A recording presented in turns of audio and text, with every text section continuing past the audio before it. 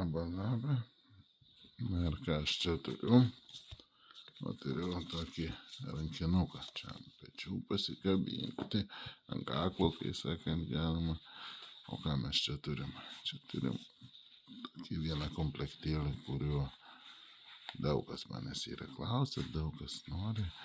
Niekaip neturėjau, bet vėliau įstatymus paskaičiau, kad aš prekiauti galiu, o jūs laikyti namie arba sportiniais tikslais, kažkur varžybų tikslais nešiotis galite.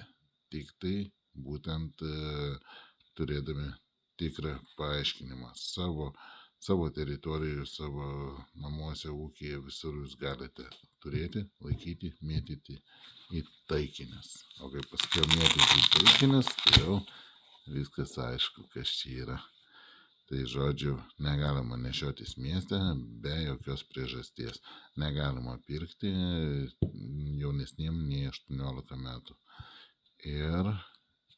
O šiaip pilnai legalus. Todėl vieną komplektuką, kai sakant, jums į aukcioną dedu.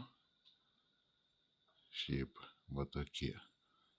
Bandžiau vieną mesti, tai taip pamėti kelias sykius, tai visai neblogai, visai patiko ir man. Šiaip gana galūnė, kai sakant, aštri, neblogai sminga, toliau jau jis yra bukas. Bet čia mėtymo peiliam ir nereikia, negali būti aštrus niekur.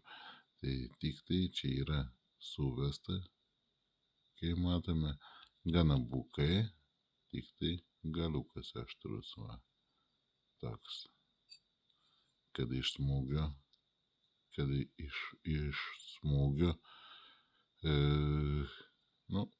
gerai lystų. Žodžiu, turi svorio, nėra labai dėlė, bet svorio turi. Vasara artėja, pramogos, viskas, tai bičiuliai įsigykit, galėsit pramogauti, mėtyti, 4 vienetai. Sėkmės jums.